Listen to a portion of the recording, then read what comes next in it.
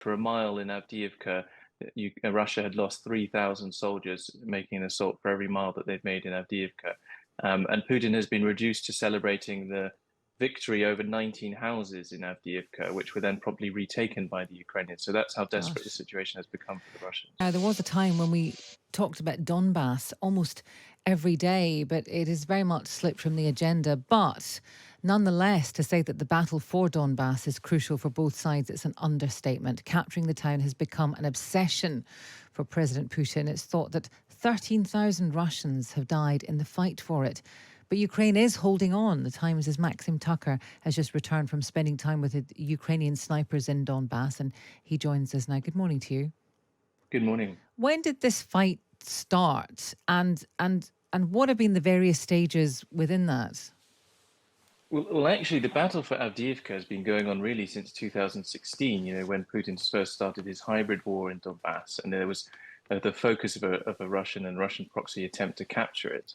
Um, since then, it's kind of flared up now and again. Obviously, during the full-scale invasion in February 2022, there was heavy fighting around it, but since October, it has really intensified, and it's become the epicenter of the fighting in Ukraine. So tell us then, what is the current state of play in Donbass? What kind of tactics are we talking about? And who is, well, does anyone have the upper hand?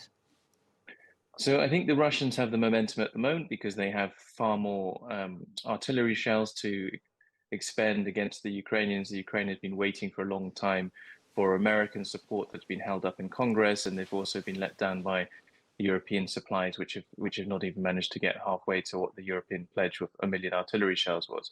And they're also running critically short on manpower. The Ukrainians have not mobilized the entire society in the way that some of their generals hoped they would.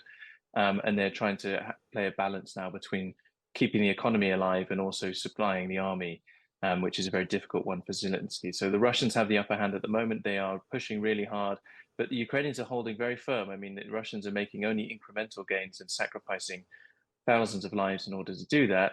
And Putin continues to send his troops over the top of them trenches towards other trenches, regardless of how many they lose in that process. How slow are the incremental gains for Russia?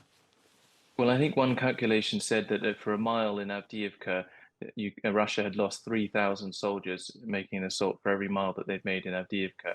And Putin has been reduced to celebrating the victory over 19 houses in Avdiivka, which were then probably retaken by the Ukrainians. So that's how desperate the Gosh. situation has become for the Russians. Now you've spent time with the Ukrainian snipers. What is the situation with them? I mean, is this something that they fire every single day? Are there kind of lulls, or how is it playing out for them?